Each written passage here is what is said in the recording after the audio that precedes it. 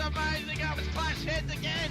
This is like Chaz Mostyn, Cam Water. For the first time here for season 3. Davis on pole, Vandergren in second. It's going to be sprint round action here tonight.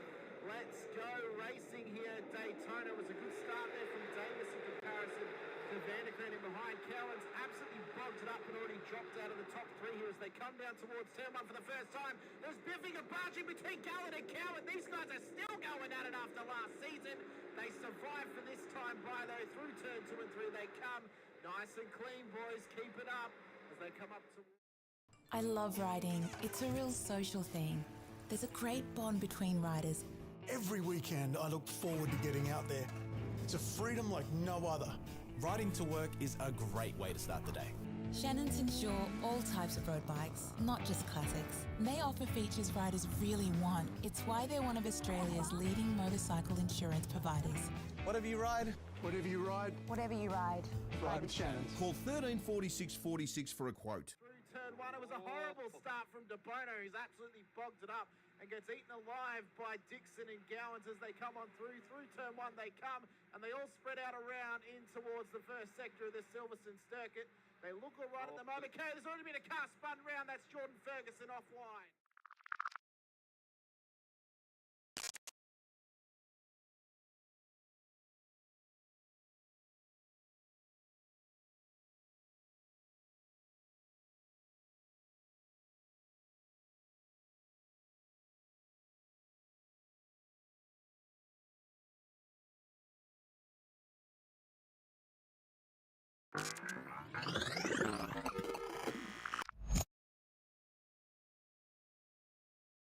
Is green at Road Atlanta here as well. Faulkner did get away. De Bono is tucked in as well.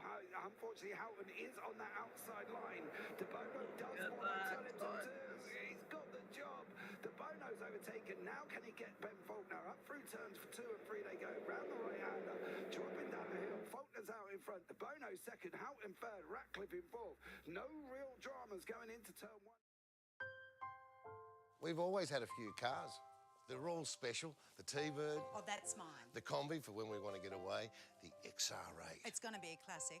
They're all insured with Shannons, We've also got Shannon's home and contents cover. which helps protect our automotive collectibles, tools and memorabilia in the home and garage. If you're motoring enthusiasts like us, it's got to be. Shannon's. Shannons, insurance for motoring enthusiasts. Call 134646 for a quote.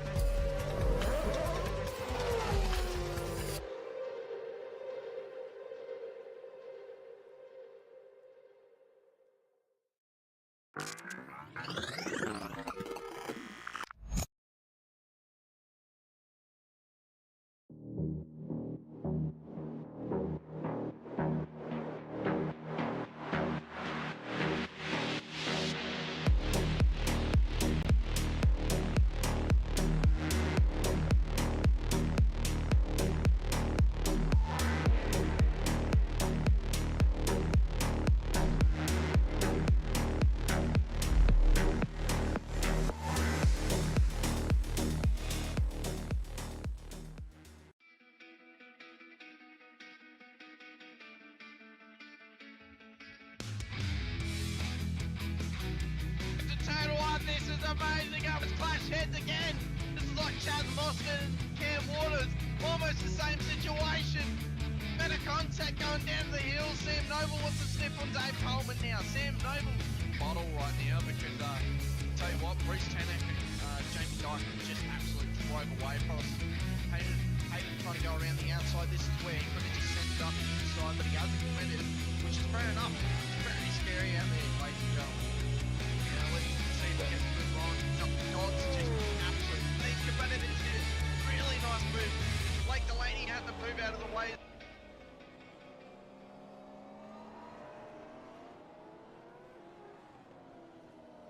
Good evening, good morning, good afternoon, ladies and gentlemen, and welcome back to SRW TV, and welcome into the Warren & Brown Tools V8 Supercars Championship for Round 4 of Season 1 of 2025 out at the beautiful Okayama International Circuit here this evening.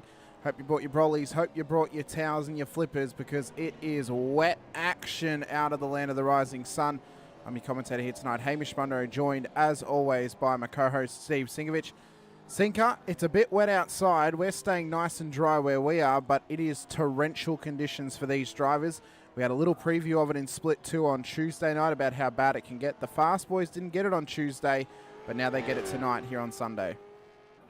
Mate, I've always said careful what you wish for, and we've wished for it, and everyone's wanted it for such a long time, twice in 1 week, and I'm just watching cars hitting the walls and disintegrate. So there's only one fast repair, so they're going to have to be really, really careful.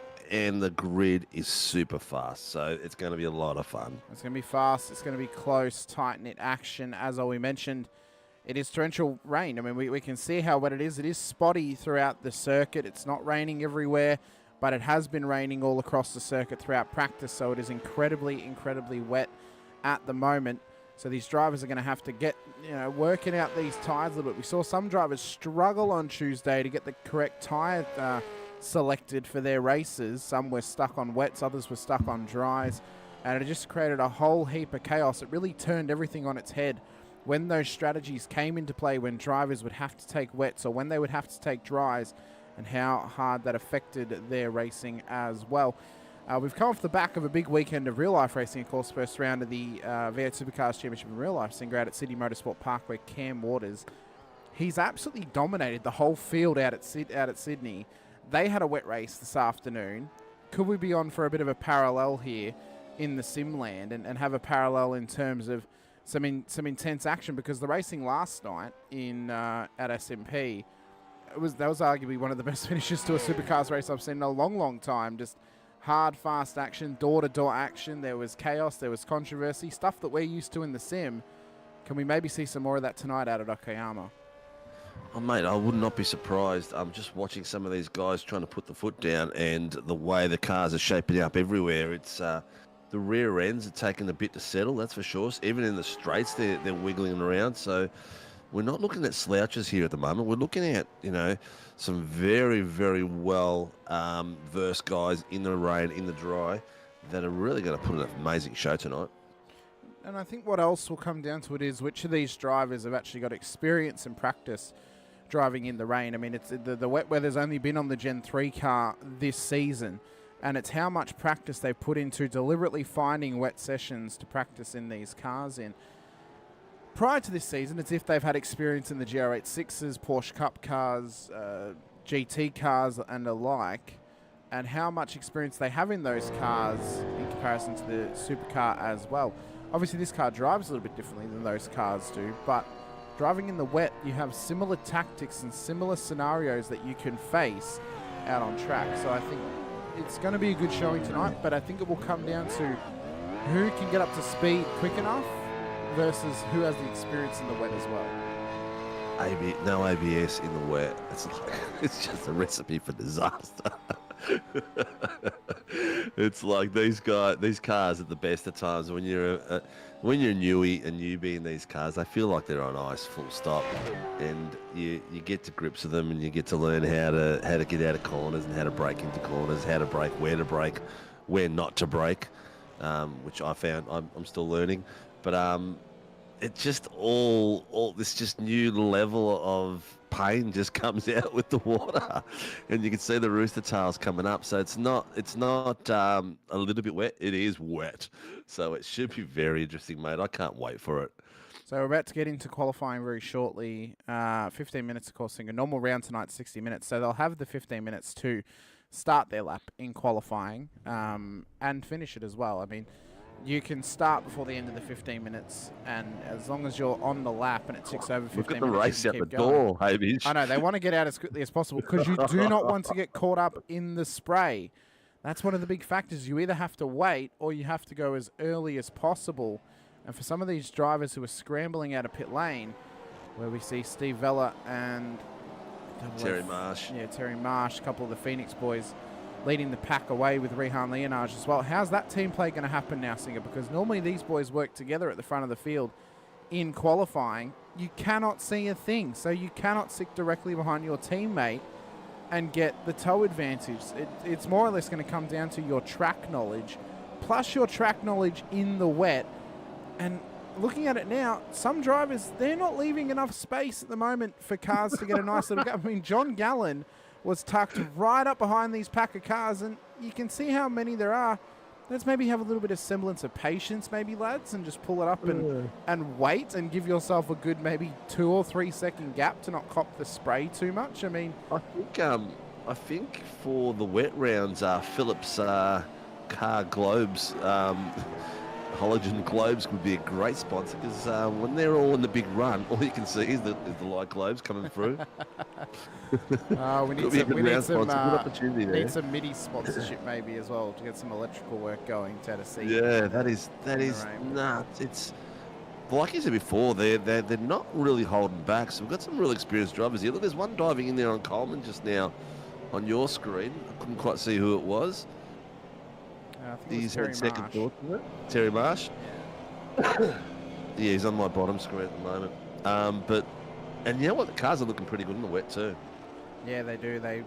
You can really actually get a nice semblance for spec maps in the wet.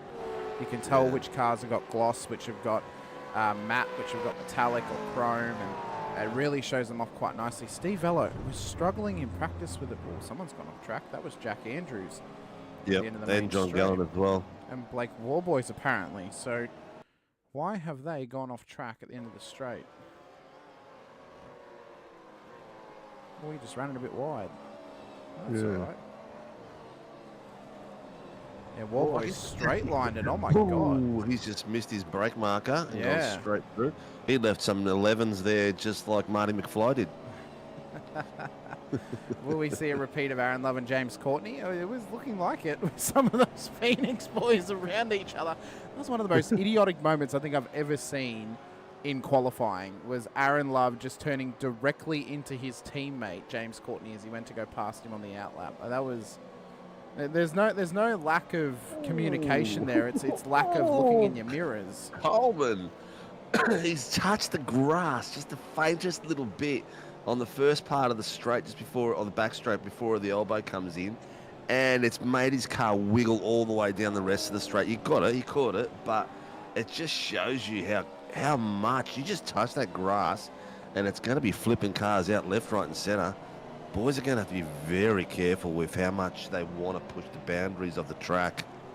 Yeah, and understanding where the puddles are as well, where you need to avoid those curves. Yeah, so they should be appearing for them as well. Big news coming into this round. What the drivers are saying, they're not as visible. No. Well, it depends. For a while. It's dependent on your graphics settings and how your graphics settings are set up. News coming into this round, Harry Dodds has now joined Project 36. So he didn't last very long as a privateer. He claimed he was going to be a privateer for a while, but...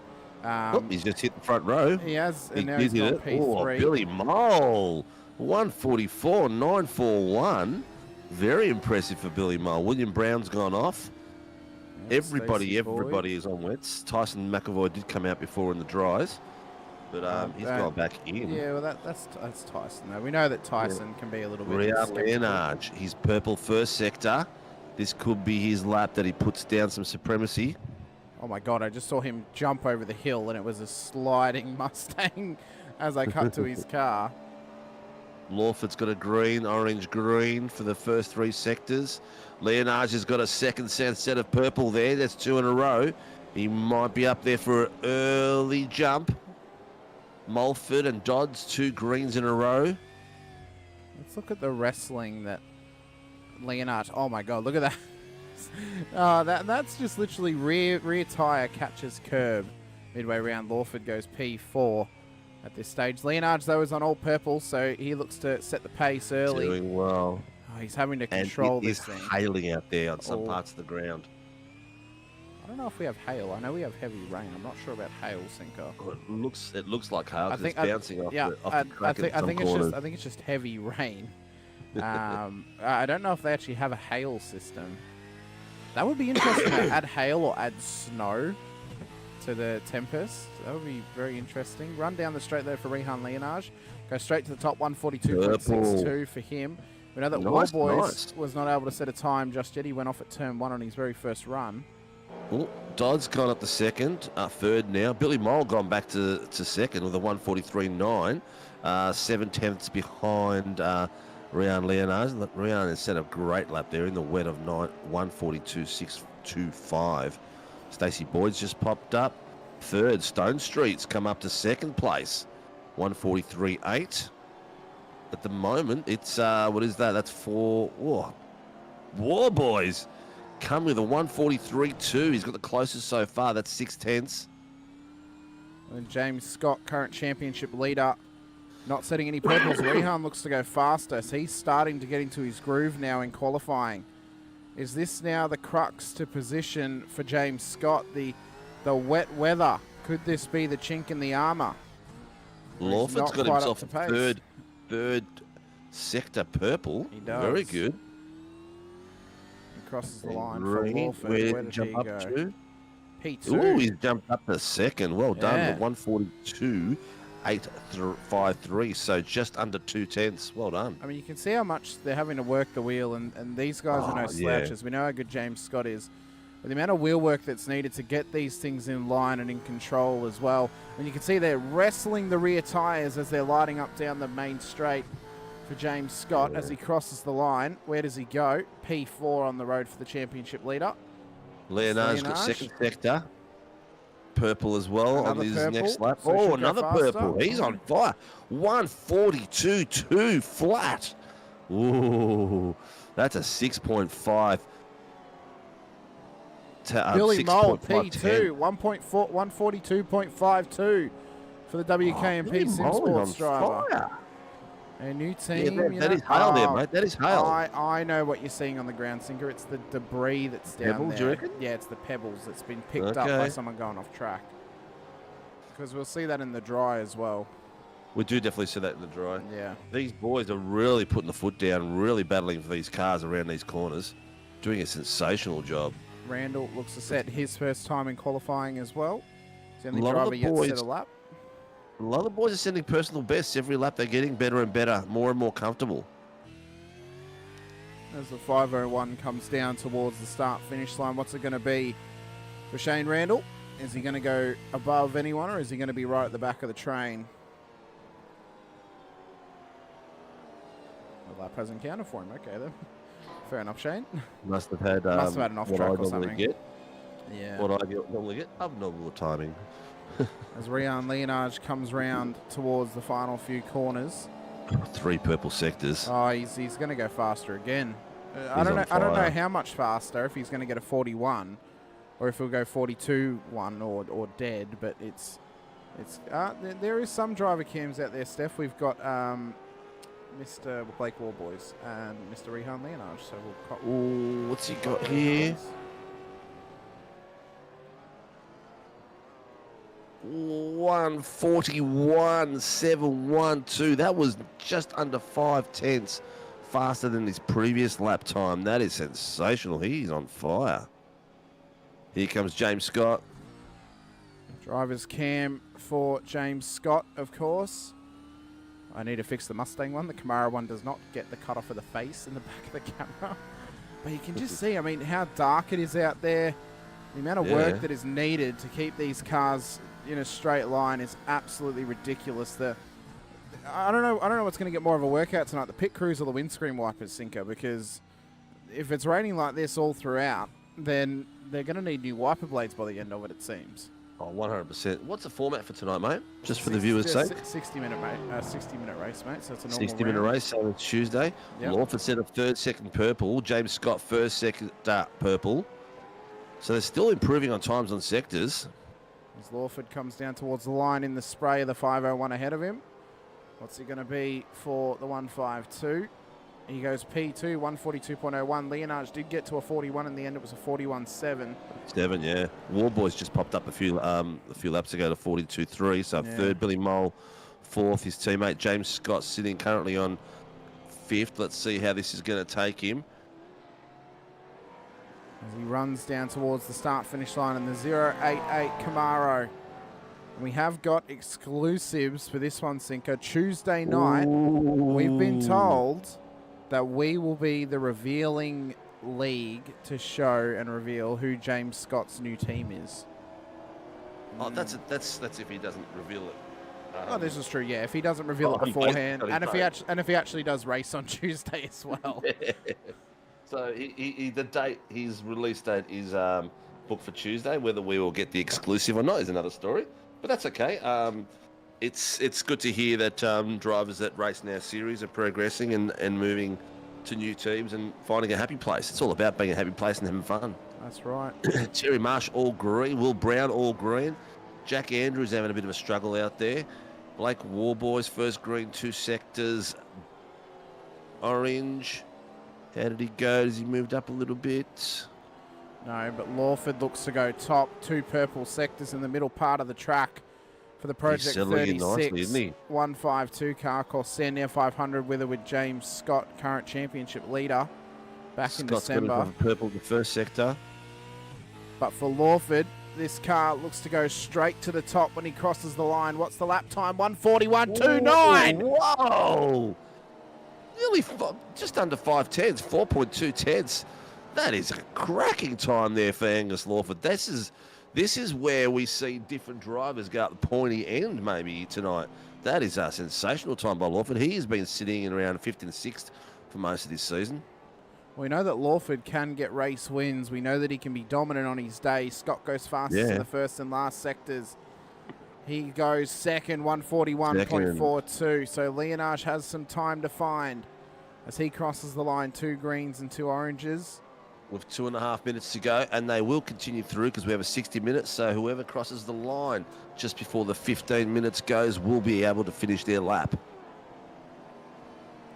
So Lawford's brought it into pit lane. I think he knows that's all he can really get out of it. But what more could you find? I mean, a 41, basically a 41.3. That's ridiculous from Angus Lawford in the wet. Coleman's on a good one too now. He's on an orange with 2 green sectors.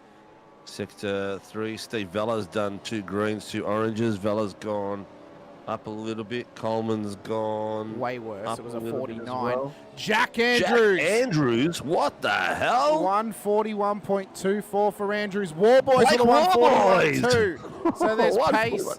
There's pace on the track. Here we go. And all of a sudden, maybe the rain, pressure. Maybe it's lightning, and it's starting to disperse. Maybe the rain is starting to release a little bit, and they're starting to get a dry run.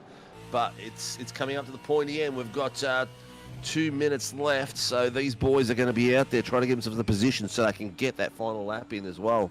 So James Scott, round towards the final few corners, is on a session and a personal best in the first 2 sectors. He's gone as good or worse in the third. Rehan's second and third in purple. Yep, he's in behind him at this stage. So Scott down towards the start-finish line. What's the lap time going to be for the championship leader? Is he going to go top this time by personal or session best in the last? 140.8. Track is getting faster. Rehan Leonards down towards the line. Oh, that's going to be good enough for Cole. 140 watt, 0.32. Oh, these boys are tearing it up. This is like real world event now. Watching the boys hit the track as it evolves.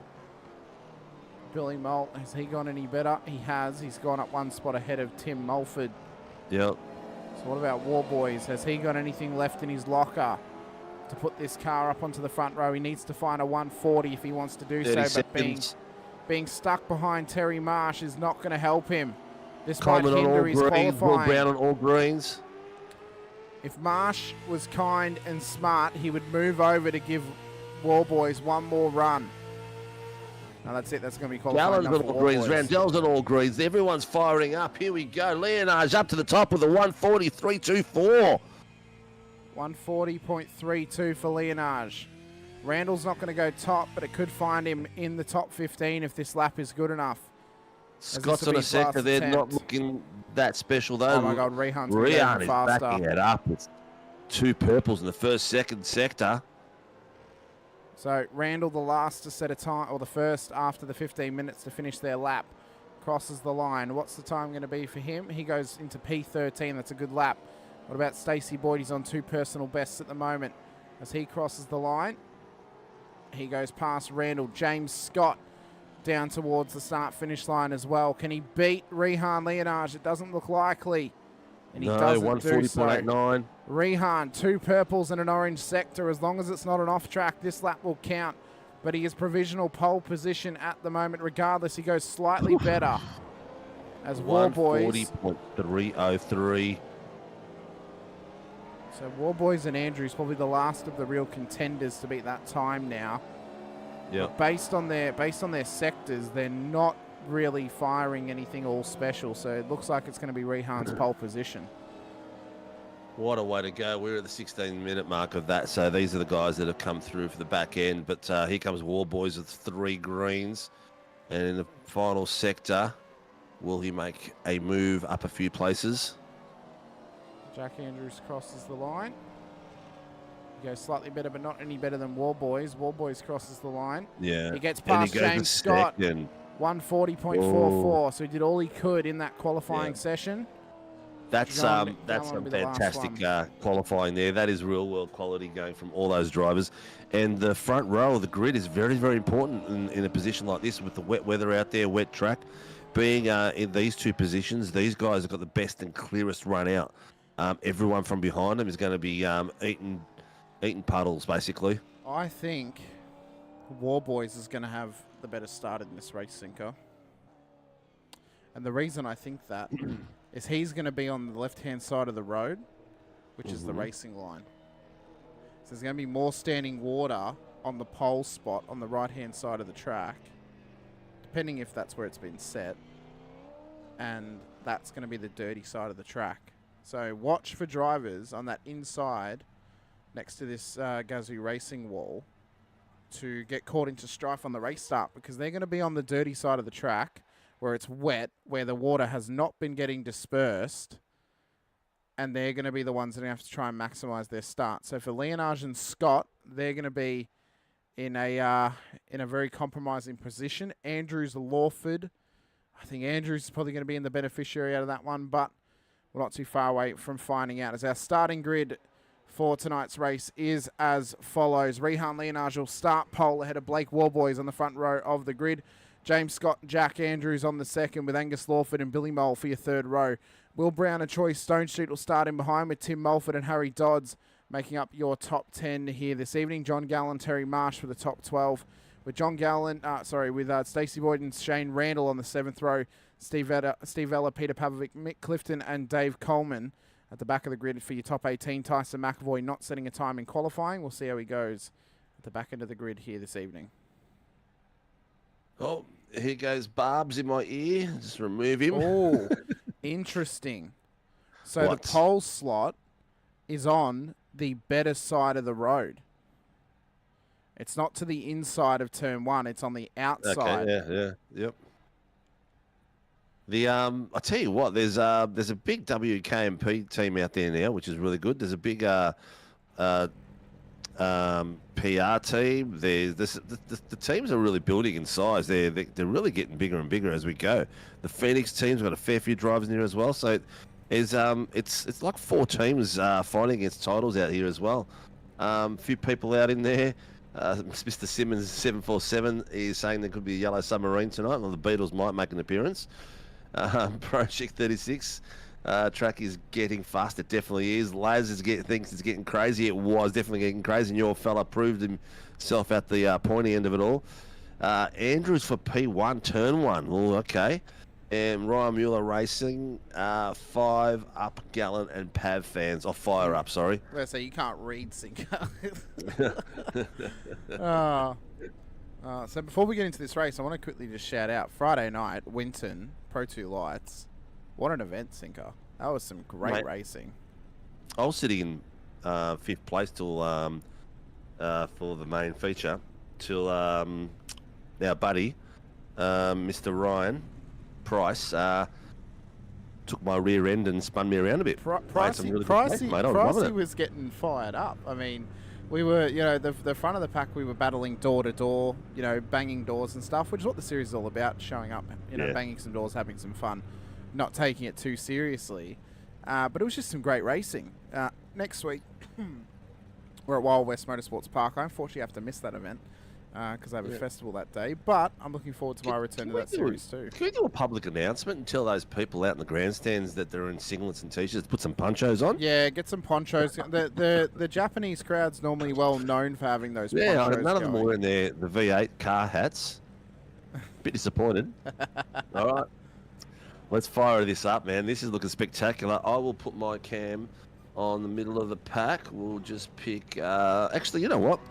I'm going to go with Harry Dodds. Okay. And he's changed teams again. Lights up. Let's go racing at Okayama in the wettest of conditions. We are underway. Leonage and Warboys. Good start off the line as they rocket down to turn 1. Warboys wants the inside line early here on Leonage. Side by side. They run through there. Billy Mole's been off the road, and it's been a big stack at turn 1, as we could have predicted. We'll get the replays happening at the end of lap 1, but at the front, Leonage has survived into the lead ahead of Warboys, who puts major pressure on him now. They've got Scott, who'll be chasing them down, hunting them down all throughout this 60-minute race, with Jack Andrews and Will Brown making up the top 5. But a good start at the front of the field, Sinker, getting caught up amongst each other in the mid-pack towards the back of the field. I think it had something to do with Billy Mole's internet, because he must have disappeared on him and popped back in. Race Control is monitoring his connection at the moment. Well, the good news is into next season, they won't have to worry about that, because there will be an iRacing flag that will pop up when your ping is atrocious and you are blinking. So it means that means that it will be in-house for iRacing to check on those things, as Coleman and McAvoy going side by side into turn 5. The race control aficionados themselves battling it out on the road. McAvoy's rear end is very loose. Well, that's... Coleman's doing well. He's continued some really good form at the moment in this series, which is...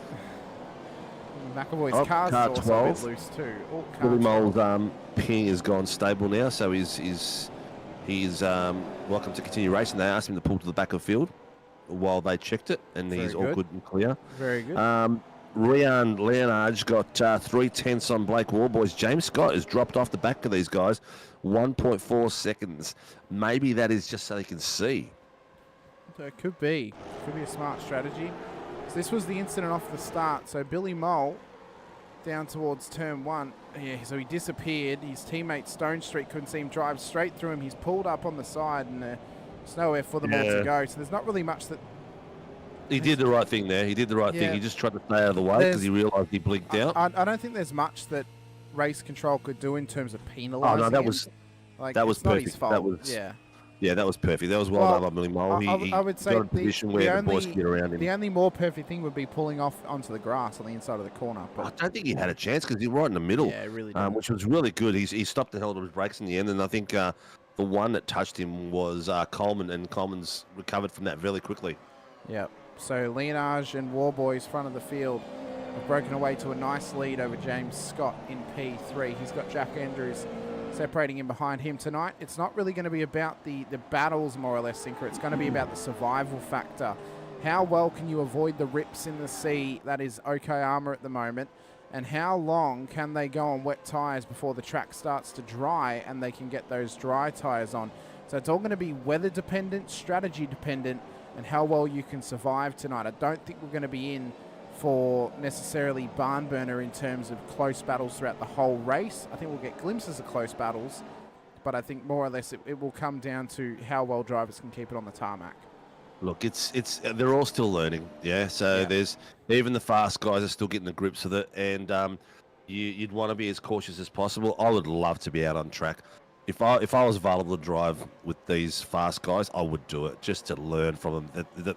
The best way to learn from them is to be out there with them. And Warboys is actually putting a bit of the pressure on, getting into the mirrors and putting his nose side by side, removing it when he has to, but letting Rian know that he's there and that if he does make a mistake, he's going to take that spot.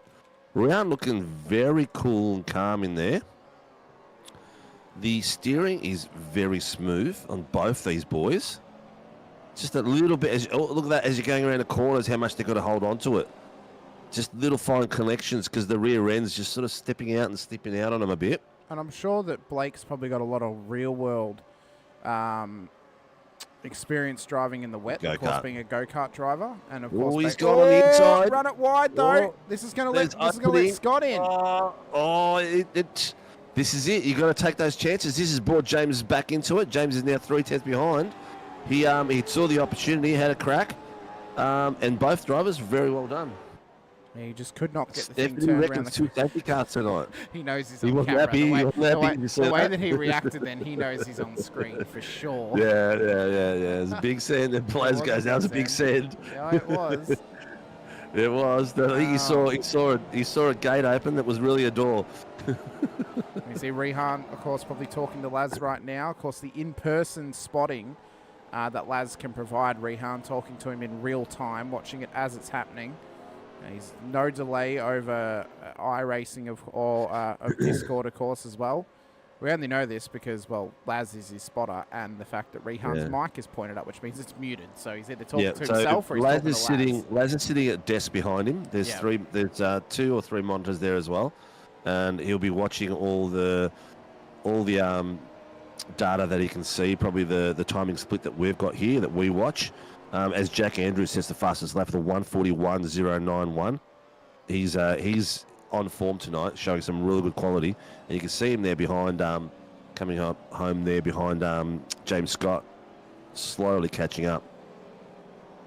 He's just slowly but surely some pressure.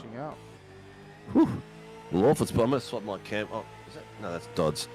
I'm going to swap my cam to Lawford and Will Brown because they're having a fantastic little tussle there at the moment. Oh my God! I cut to the driver's cam of Lawford, and all it was spray. I mean, you cannot see a thing. Oh my God! It's just tucked in underneath it. It was a great bit of a movement out there. Guys are fighting it out like crazy, and then you've got Mulford and Stone Street further back, but you got Peter Pav being chased down by Coleman, Tyson McAvoy being hunted by Billy Mole. Big Sam from Lawford on Brown. Come on, Super GT, get on the outside of the car. Thank you. So side by side, these guys are not giving it up. They're having a great no, not at all. As our mate They're both James confident would say. in their control. No, that's right. Just watch the outer bit there, Lawford. Oh, yep. Doing extremely well. I'll tell you what, some cojones. Well, he's got the drive out of the corner as well. Drag race down towards turn one. Lawford now ahead of Brown. So they look to go back and forth. Done well there. Done really well. It's phenomenal effort from Angus on Billy. on While Will. you're watching that, I'll swatch to Billy Mole. Our He's trying to fight his way through the field. Is young Billy Mole. He is, and he's Billy Mole's got Tyson McAvoy out, the old goat, and putting a lot of pressure on him. A lot of pressure. We need second screen back. There we go. So outer and inside cam of both cars at the moment, and you can see for driver's eye, it's just big pressure. There we go. Pressure on the outside. McAvoy's holding nice and clean. Mole is taking the outside line. They're avoiding contact. Oh, Tyson's rear end is skipping everywhere. I've just seen the car movement outside of the driver's door. That was ferocious, if you ask me. He's got the more acute angle, so there's going to be more rotation. I guess the diff will be rotating a lot different to what you would on the outside. So that little skipping out's going to do that. But Tyson's not giving it up. I mean, Tyson's still getting back in his V8. He's got a long way to go to get back to where he used to be in the early days when he joined SRW.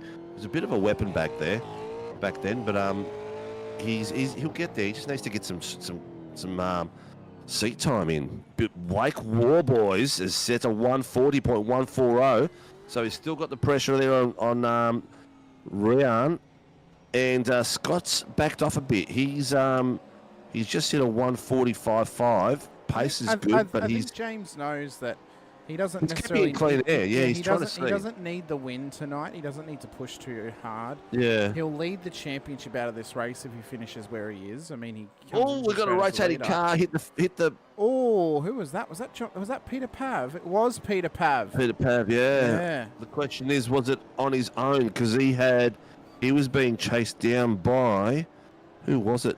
Coleman. He was being chased down by Coleman.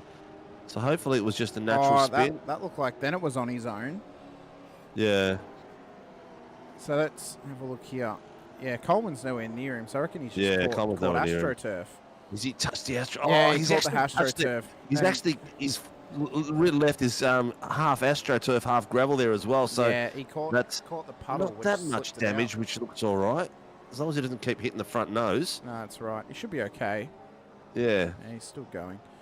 One thing I will say is, though, for James Scott, at this stage, I mean, his championship competitor in Blake Warboys, who is 22 points ahead of behind James in the championship, he's not going to lose the championship lead by finishing one position behind Blake tonight, and he knows that. He's willing to play this smart game of it's high risk, high reward in the wet. It's better to be consistent, wait for someone to make a mistake. Like earlier when Blake went for the move and cocked it up a little bit, he nearly got P2 off of him. So there's no point putting too much pressure on Blake. He knows it's a long race. He knows that he doesn't necessarily need to put the pressure on him. He can consolidate, finish P3, still lead the title, and still be in a positive position in this race, especially after Tuesday when he ended up at the back of the field because of the strategy play that he had. Yeah. He doesn't want to lose anything because of a mistake. He just wants to keep it clean, consistent, and at the front of the field, and that's what he's got to do to win a title. I guess the other thing as well is that this race can be won or lost through the pits as well. Exactly, yes.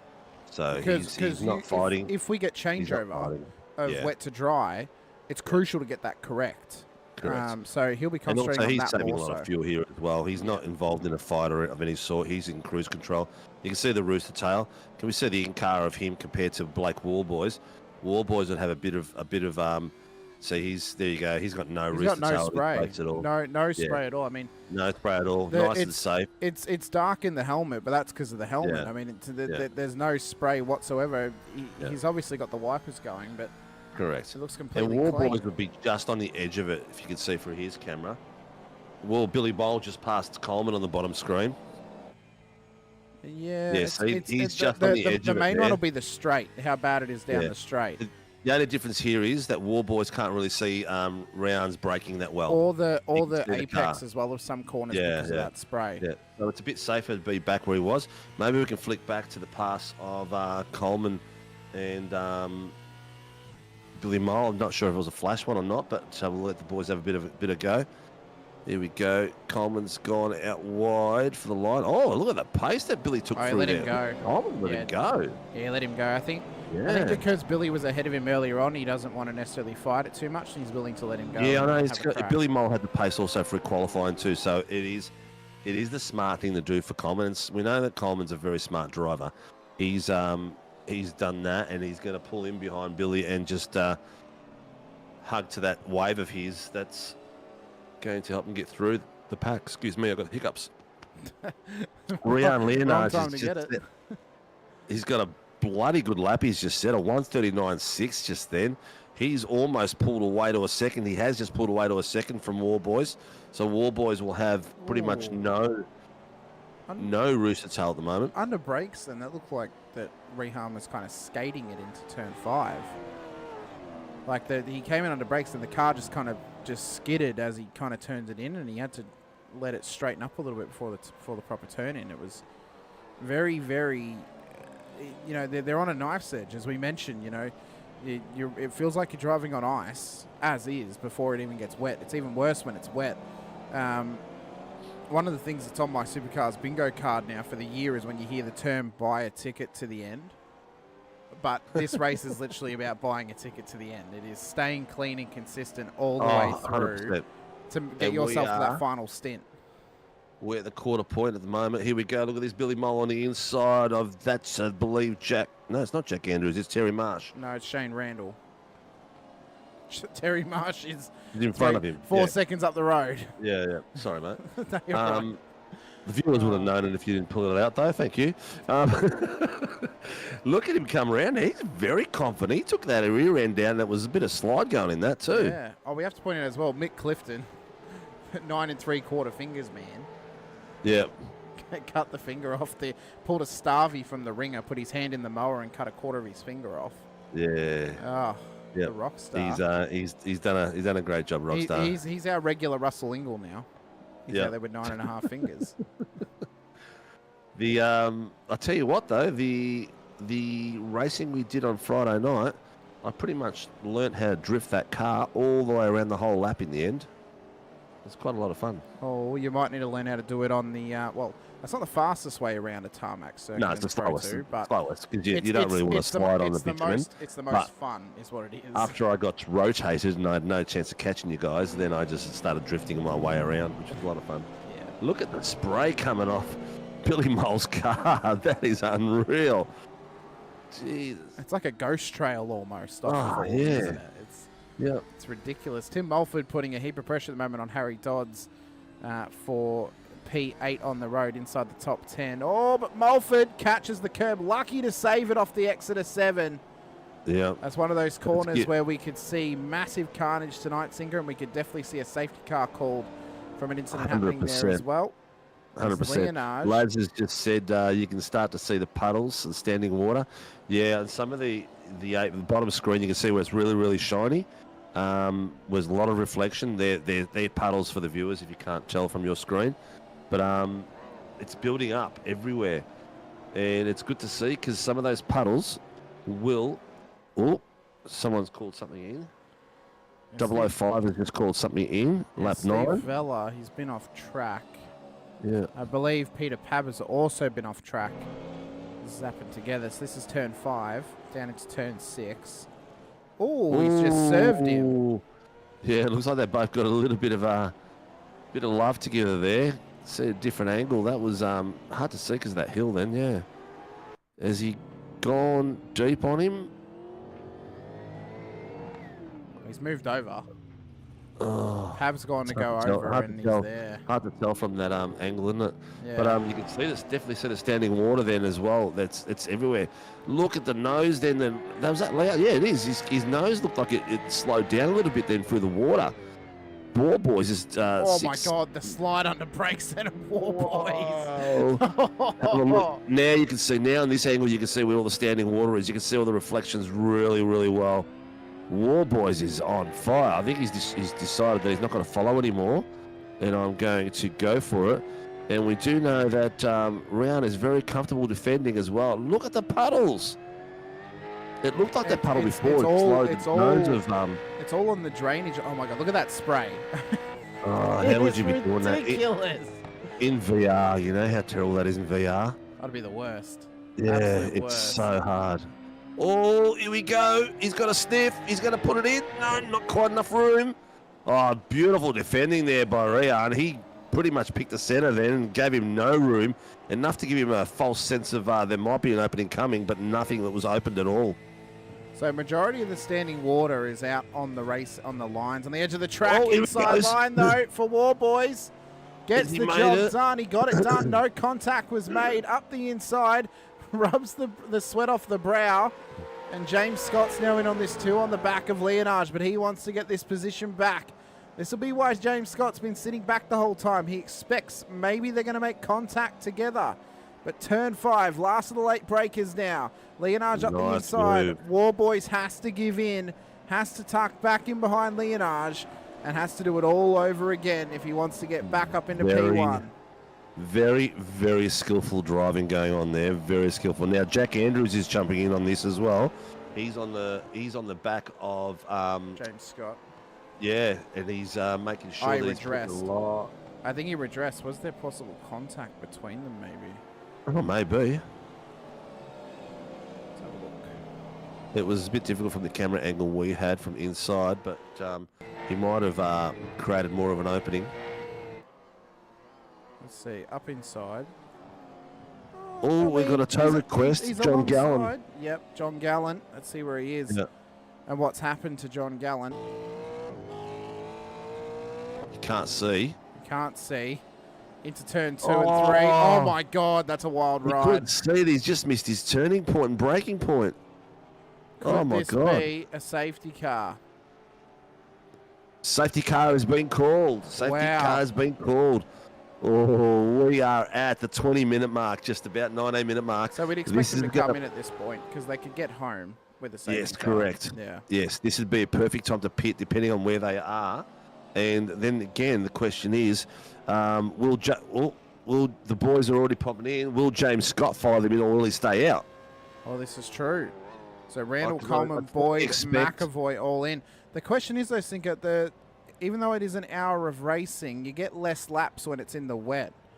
Could they do it on a no-stop with a safety car?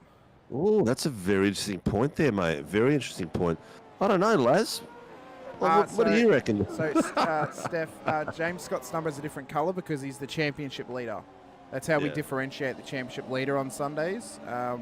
We do the same on Tuesdays for Split 2 and Split 1. Can't do it on Wednesday and Thursday because there's different classes. So it doesn't really work out. Yeah, too many. We'd have a rainbow of colours otherwise happening for that one. But I can see a rainbow.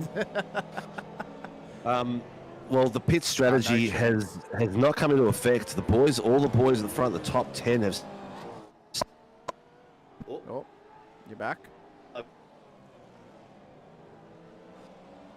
I think your microphone's just changed, Sinker. Just double check it. So the front boys are in. Rehan, Warboys, Scott, Andrews. So the first of the pits was Coleman and Randall. They're coming up and around turn 4, so they're not quite close enough to really get anything out of this now. But they might get some beneficiaries over Marsh, Mole, Mulford and Dodds. No, it seems to be okay, mate. It might have been just me. Okay, that's all right then. I might have been peeking and screaming over the top because the little red light's flashing. Maybe. Bit too excited. What was that? Someone said no chance. Can I ask why James Scott's number is different colour? Laz said he was going to say, he said no chance to my question whether they'd make it to the end. Yeah. Yep. Thank you, Laz. Terry Marsh has not pitted. So is he going to try to do a? No, I don't think he could. To be honest, try to do a Cowan. This is like, unfortunately for Terry, I think he's going to end up at the back now. This is probably a race losing strategy from him. For Coleman, he's not close enough to Billy Mole to get past him. So the most he got was the 1 position in pit lane over Shane Randall. There was no changes at the front. Rehan's come out ahead of Warboys, ahead of Scott, ahead of Andrews. Marsh is the odd one out. Very, very. Yeah, he is in a position. Not a lot of movement at all, really. Tyson McAvoy is the biggest mover. He's up 8 places. Well, technically he's up 5 because he started behind the safety cars. So yeah. Coleman up 6. So Coleman's done well. And Terry Marsh, unfortunately, at the moment is 7. That's because he hasn't picked his pit strategy. Boys are all weaving around the safety car at the moment. Very quiet race for Harry Dodds. Yeah, haven't seen much of his action. One place at all. Struggling with the weather and stuff like that as well. Probably doesn't want to probably doesn't want to have a bad race since it's his first outing for his new team as well. So probably just wants to have a nice clean run. There's no waiver rounds because John Gallen's the only car who's gone a lap down and he caused the safety car. We saw your incident, John, and we could see that it was just nothing but a white wall. Yeah. And I don't know if you missed your brake marker or just couldn't see it. You couldn't see the corner at all. Have a look at that corner just then. How much standing water was on that? Yeah, there's so much. There is a lot of standing water. I believe this race is just going to get a little bit more interesting as we start now. Sometimes we know that safety cars breed safety cars, but have a look at that. It's like, where can you see? What can you see? Oh, no wonder you went through, mate. I would have been... You lasted a lot longer than I would have. I tell you that right now. Let's just see off the roof. What's exactly happened? Oh yeah, I think he's just caught a puddle. His rear end's just come out on him a bit. Yeah. As soft as those things look on the walls, they're not. No, they're not. Not at all. Not at all. All right. Oh, Coleman's pulled over. What's he doing? Maybe trying to keep the tyres cool. I don't know. Yeah, what's he doing? He's hugging the wall there. Well, everyone is, or is he trying to keep his windows clean? I don't know. Probably trying to keep out of the spray. Because Interesting, I think in this scenario with this much spray, I think we can give some leeway to drivers hopping out of the line because 100%. there's no wave arounds obviously, so they're not having to worry about that, and it's going to keep them from getting that spray all in their face. So that's probably the safest option, really. Yep. Safety car will be going in at the end of this lap. Oh, it's not too bad, but it's going to be bad on the restart because it's going to be just a wall of grey. Yeah, well, it's going to be, except for Rian and probably Blake Warboys will have just one tail in front of them. Everyone else will have a wall for them. So they're just going to be careful because this could be quite easily another safety car. And we lost 5 minutes in that last safety car. I think it was at the 19-minute mark. Even though it was only, what did we do, 3 laps? Yeah, but it's a lot slower under the safety car. Plus there was pit stops, so it's just, everyone naturally gets put back. Yeah, so it's this is going to be a mad rush to the end. Terry Marsh, is he going to be able to make it without the fuel? I don't think so. Yeah. Here we go. Yeah. I mean, I'll do some maths for you, Sinko. Hang on. Well, I believe Laz has said no chance. 55% tank, so it's roughly 67 litres, maybe 70 litres. So I'll do some maths whilst we call this, and I'll figure it out. I don't think he will. No, I don't think he's got a chance. Even unless there's another safety car. Even then, you'd probably want to go in. Cars are sounding pretty sick in this. Here we go. Rian has control of the race. No more weaving. No passing before the control line. So has he gone yet? He's gone now. No, he hasn't yet. No. He's still holding them up. But He's holding them. There we go. There he goes. That's dangerous to hold them up so far. The drivers are not prepared. I love it. Oh, look, there's a bit of side-by-side back there as well. Lawford and one of the Phoenix boys. That's Terry Marsh has got moved around a little bit. Stone Street on Dodds. Look at the headlights of that spray. I mean, that's all you can see is spray and headlights when we're looking back on the whole field. I mean, it is ridiculous. Looks like he's lost a few places. Oh, there's a few boys in the offs. Oh, McAvoy and Randall have both lost places. What's happened? Mulford's loose, lost a heap of places. Oh, Cove Cup. Oh, my God. Oh, my God. We've just missed an absolute barn burner of a stack. All right, hang on. So this was what happened with Randall.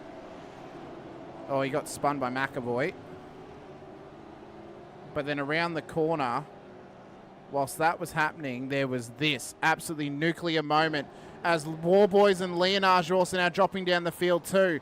So we're in amongst replays here at the moment. That was Mulford into the wall and Pavlovic at a massive moment too. That's got to be a safety car. And then at the moment too, look at that. Blake Warboys is off the track. Coleman's off the track as well. This is down at turn 5. So there's been big moments happening off this restart. So Warboys completely missed the brake marker, knocked Leonage off the road. Oh, he completely missed the brake marker big so time. Did Stacey Boyd into Coleman. Sabers, who was that? That was Boyd and Coleman. Boyd, and then that spun Warboys around again. Oh, no. So James Scott leads the way. Has just been cruising today, and he is now in the pocket position again with Jack Andrews in second place, Angus Lawford in third place, so Troy Stone Street in fourth place, Brown in fifth, Mole in sixth. As we suspected, safety cars back out on track, so we have a little bit of time now to just break some of these down. So let's start. Where do we start, Sinko? I mean, we'll start from the front all the way back. Yeah, we'll start. We'll start to go back. Some of the other races as well. So this was Randall and McAvoy. So this was kind of the start of the crescendo. So there was a little knock from McAvoy to Randall. Yeah. He then tried to correct him. So then Yeah. there was McAvoy Mulford. had the brakes on, so he had the brakes on still, which was good. Yes, then there was Mulford who had Billy Mole right behind him. Oh, He look at that. caught the Look at that. grass. Oh! He caught the grass. And ahead of him was Harry Dodds, who also caught the grass as well. So he turned in slightly too early. Oh, and look that's at what that. spun him round. Coleman copped the front of that car. And this was Pav. This was Pavlovic. Cannot see a thing in the spray. Catches the curb, knocks the back of Boyd. Oh, look at those cars falling apart. Lucky no one's been hurt out there. I haven't heard anyone on comm saying that their hands are gone. Jamie Tung, the wet in these cars is so hard. And look, these cars are hard on the best of days, but in the wet and with this much vision, Blake has just destroyed that braking point, hasn't he? Missed the braking point. Yeah, big time. To maximum degree. And same with Stacey Boyd's. This was in the spray. Can't see a thing.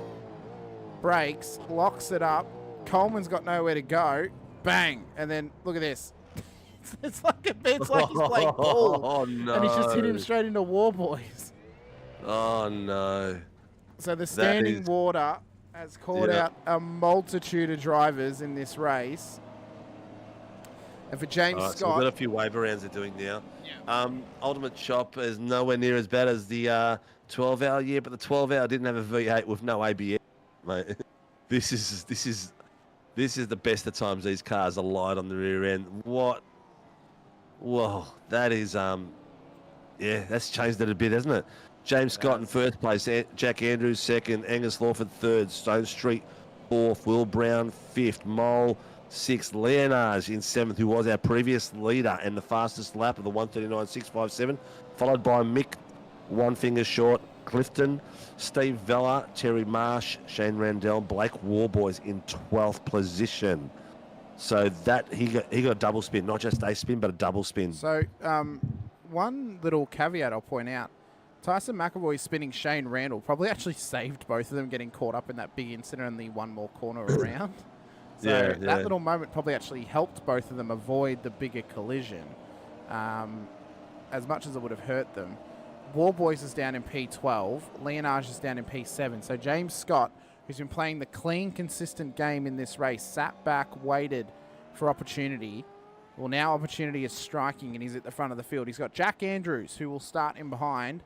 Lawford P3, Stone Street Brown, Mole, Leonage, Clifton Vella, Terry Marsh has come back out of pit lane in P10. So it actually worked out for him, Sinker, thanks to a bit of carnage that helped him.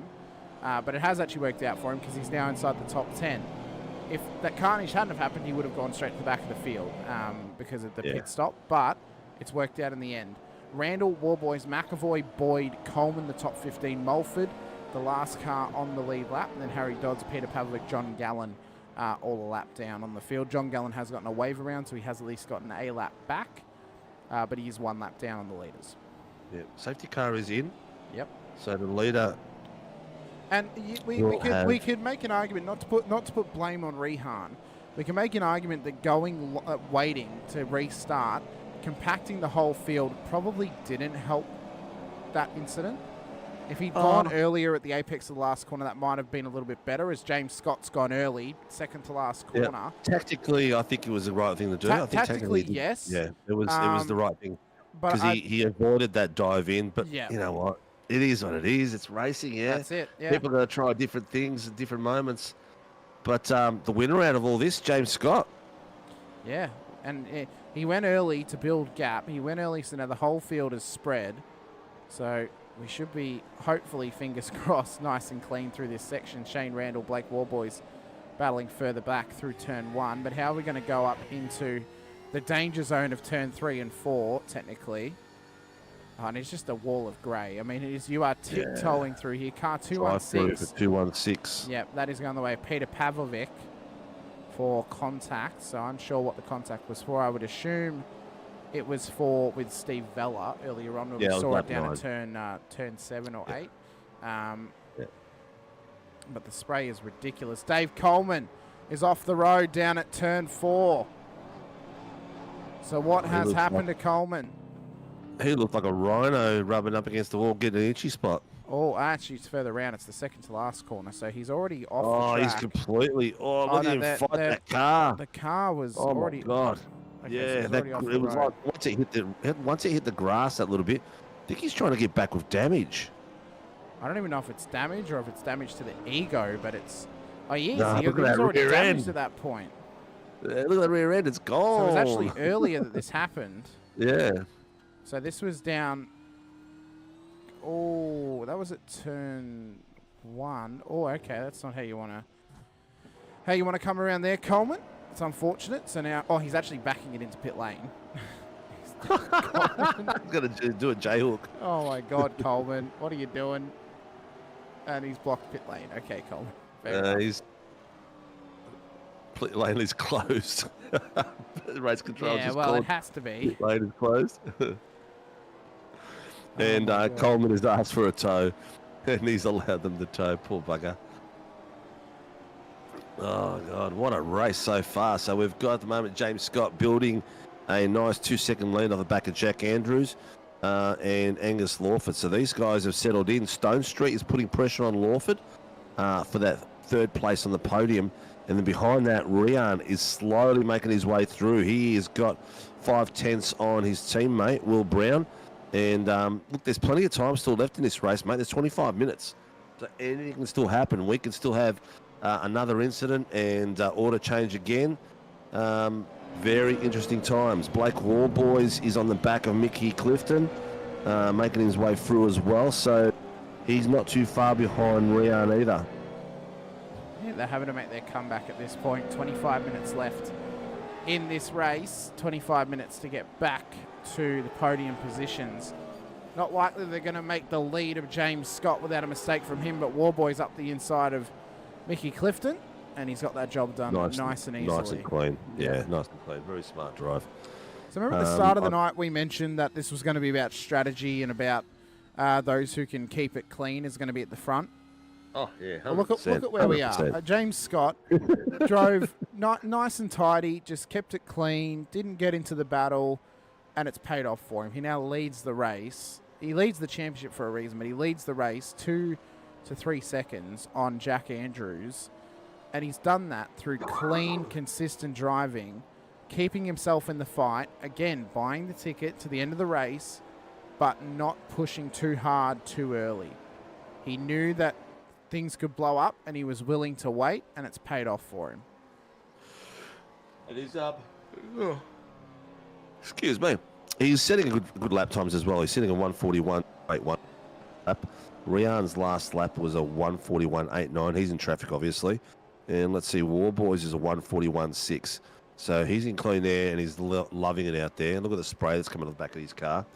And he's just got to be careful he doesn't do anything silly. Smallest lapse of concentration can ruin it. We've seen him do it before on his way into the pits. So he's just going to stay focused all the way through to the end, and it's all his. That was, of course, at Brands Hatch when he was coming in behind a lap car and didn't realise that we're not going to send it into pit lane. I think Simo might be a bit behind. That's different. Backwards. Toe just to get out and walk.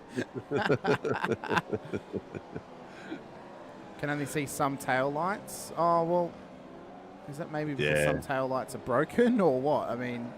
No, I mean, he means from the water, I think, because some tail lights are really hard to... Oh, you can really only see the tail lights right ahead of you. Yeah. You really got to be... You just got to be very... you got to anticipate breaking points here and be just a little bit safe, I guess. And it's hard. It must be hard for Warboys and Rian making their through the pack at the moment because it's not easy. Oh, Steve Vella giving up a position here to Tyson McAvoy. Of course, Steve works for Melbourne Hydrographics Depot. He actually makes and wraps those little helmet and glove holders for the Supercars pit lane. Oh, there you go. In the pit lane. I saw a post today from them, and I was like, oh, that's pretty cool. So, yeah, it's pretty cool to see that sort of stuff. Oh, well, it seemed that Shane Randall went to change lanes then, and he just got cut off in the middle of M1 traffic pretty much by Steve Vella. That was, crazy. I've got the bottom cam. I've got Billy Mole chasing down Will Brown, and he's got Blake behind him at the moment as well. So there's a bit of double jeopardy there. There's two different races going on here. There's Blake trying to get back into contention. That's not going to look good for Dodsey, being that he's a lap down. He has just knocked Steve Vella off the road. That's actually lost Vella a spot to Shane Randall and Stacey Boyd. So Dodsey, well, he can't redress because it wasn't for position. He may well get a slap on the wrist for race control and get sent down the pit lane possibly here, Sinker. Yeah, possibly. Who did he bump? Steve Vella. Yes, Steve was called that in. We'll show the replay because, I mean, Steve's a lap ahead of him. He's allowed to get his position back, but, I mean, that's a late dive for position, and he's running off the road. He's completely lost the braking point there. Oh, he's also hit the other car at the well at the same time. Yeah. Billy Mole has just let War Boys through. Which is what we would expect. What we would expect, yeah. That's, team play. 100%. War Boys in the championship.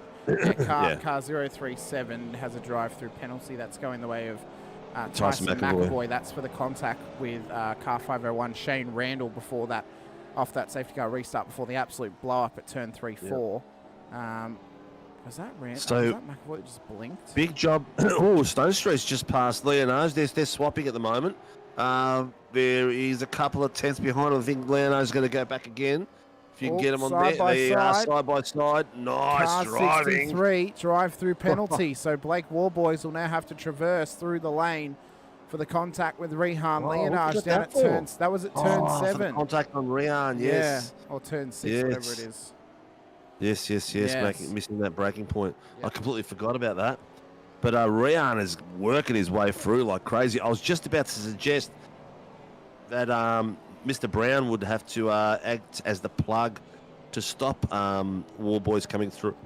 Excuse me, hang up again. Yep. But he did have the safe drive through that was going to be Boyd as well has a drive through for the contact on Coleman. So all of those incidents during that caused the second safety car now getting those penalties applied. We will wait for the call from Race Control about Harry Dodds on Steve Vella, of course. That was only a lap or so ago, as Dodsey's still putting pressure on Randall to try and get past him here. Not for position, of course. Boyd's just going through as well, Yeah. So, not for position, but Dodds, I mean, he's got every right to get the position back. You just got to be able to do it cleanly. So, it's penalty. Yeah, it is, lads. I mean, he's a lap down. The thing is he's a lap down and he hasn't done it safely. That's the problem with it. If it was for position, it'd be a redress and you're fine. You just keep going. But it's the fact that he's a lap down and he can't redress because it's not for position. So, he'll likely get a slap on the wrist as all three drivers with drive-throughs come through the lane. War Boys, McAvoy and Boyd all coming through. Terry Marsh, he's been the big gainer out of all this. He was inside the top 5. We questioned that strategy of not coming in under the safety car. He came in on the second one. It did. It really did. Oh, with Rehan, sorry. I thought Laz was talking about that. Yeah, the War Boys incident on Laz, every day. It was all day, every day, yeah. It was unfortunate that missed his brake marker. I think it probably wouldn't have been as severe in the dry. But unfortunately, in the wet, you are a passenger once you lose those fronts, aren't you? Post-race investigation for Steve Vella and Harry Dodds, it seems. So, okay, that was the incident. So clear cut. Harry, yep. Okay. War Boys is doing his drive-through as we speak. Now it's really just, you know what? It's not all the end of the world for Round. He has got himself how many P4. 18 minutes. He's P4. He can chase down Lawford and try. Yeah. He's got 18 minutes to chase down these boys, and he's not that far off. He's what has he got? A second and a half off Lawford. Lawford's got 2 seconds off the back of Andrews. Catching James Scott's going to be real hard because there's 6-second gap there, but I think the 3 seconds in front of him, 3.5 seconds in front of him, he'll make that quite easily. Yeah. For sure. So these battles will continue on. We are spread just a little bit now, but that is due to the amount of carnage that we've had in this race. Closest cars on track, it appears that Harry Dodds has now gotten past Shane Randall, so he now gets his lap back on Randall, but he has a whole lot more cars to get through before he's back on the lead lap. Likely won't do it in this race and looks to finish in this Billy position. Mole as well. He's driving a very good race. He had his beginning that took him down the back. He's just dispatched Will Brown, and he's lapping a lot faster than Will at the moment. Will's got nothing in front of him. He's clean air. He did a 1:43.8 last lap. Oh, the wrestle under brakes there, Sinker. I don't know if you saw the wheel work from Billy. I mean, that was... I did. He was left, right, catch that thing real hard.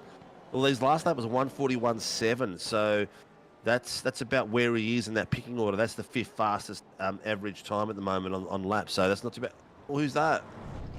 That right there is John Gallen, who's John just Gallen, blown his engine and then toned straight back to pit. So unfortunately, that'll be a penalty, unfortunately. That was him finding Doc.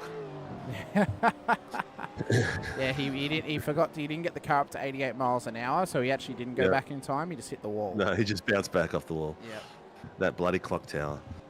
Tower. Billy Mole is doing really well. Rian is 5/10 now off the back of Angus Lawford, so he is ready to pounce any minute. 3/10 as we speak. He caught 2/10 just then, so making his way through. War Boys is still not doing too bad. He's at his drive-through. He's in 8th place. He's 11 seconds off Will Brown, so it hasn't really cost him his positions before he went in the pits and after. But he's in damage control now. Yeah, he is. I mean, damage control, keep your car on the road, keep it nice and clean. Likely going to be a P8 finish for him, but that's still good points this season. It's only going to take James Scott to miss a round or two, and Blake's back in it. So, 100%. You know, it's a long season. We're only at round 4. We've projected to get 15 or 16 rounds out of this season. Of course, the second half of the calendar will be released as of the commencement of season 2. It's a targeted 16 rounds. That's what we've promised. Yeah. So targeted 16 rounds. It's just a matter of we're just waiting for Logitech and all that sort of dates to come through. So we just put that second part of the season through. So that way the boys can commit to both series. I think strategically we've done the right thing. I think it's just the rain has scared a few away tonight. And rightly so, because that would be scary out there in a V8. Maybe they didn't get their oars past TSA when having to fly to Japan. Well, we do have viewers. We have a bye next week. So Billy Mole, Billy, very lucky to catch that. I'm going to take the second camera down to Rian. So we've got him battling his way through because he's got the back of Lawford. And you can keep it there. He is having a great time there at the moment. You can see the inputs. Yep, and you can see the spray as well. It is ridiculous how much, and he has to pull out just to find his braking marker at turn 1. Yeah.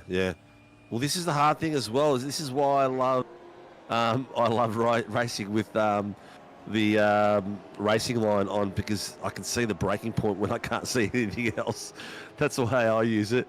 Laz, I saw you were out there for time trials, and the car is looking very, very well dressed up. The 86 looks very similar to your cars on track at the moment, so we're waiting for Laz to sign up for Thursday nights and just race his actual car. I think his schedule's a bit busy. I already asked him if he's going to come and race.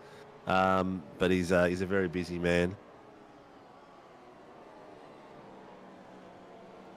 and he's busy because he's training a lot of people out there. So if you need some pointers on how to drive fast in this wet and you're not sure what to do and how to do it, highly recommend. Oh, there it is on screen. Phoenix Driver Development.